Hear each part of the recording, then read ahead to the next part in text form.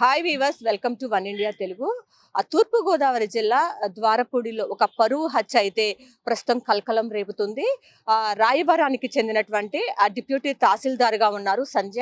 ఆమె ద్వారపూడికి చెందినటువంటి సూర్యప్రకాష్ అనేటటువంటి ఒక వ్యక్తిని వివాహం చేసుకోవడం జరిగింది. నిన్న అన్నవరంలో వాళ్ళు వివాహం చేసుకుని బండి మీద వస్తూ ఉంటే ఆ సంధ్య సోదరులు ద్వారపూడి వద్ద వాళ్ళని అడ్డుకుని అతని రాళ్లతో కొట్టడంతో అతను తీవ్రంగా గాయపడి ఆయన చనిపోవటం అయితే జరిగింది. ఈ ఘటన అయితే తూర్పుగోదావరి జిల్లాలో పెద్ద సంచలనంగా మారిందని చెప్పాలి. తహసీల్దార్ గా ఉంది ఆమె.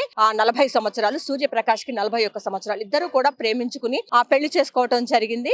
అయితే ఈ ఇద్దరు కులాలు కూడా వేరు. సో ఈ నేపథ్యంలో సంజయ్ సోదరులు అయితే సూర్యప్రకాష్ మీద కక్ష కట్టారు. వాళ్ళిద్దరు కూడా పెళ్లి చేసుకుని బైక్ మీద వస్తూ ఉన్న సమయంలో అడ్డుకుని అతని పైన రాళ్లతో పెద్ద ఎత్తున దాడి చేస్తే ఆ దాడి ఘటనతో ఆయన చనిపోవటం జరిగింది. ప్రధానంగా దాడికి పాల్పడిన వాళ్ళని స్థానికులు చితకబాది పోలీసులకైతే అప్పగించారు. మొత్తంగా చూసుకున్నట్లయితే తూర్పుగోదావరి జిల్లాలో ఈ ఘటన అయితే కలకలం రేపుతుంది. ఇది కూడా నా పరిస్థితి. కెమెరా పర్సన్ వెంకట్తో Lakshmi, One India news Telugu, Vijayawada.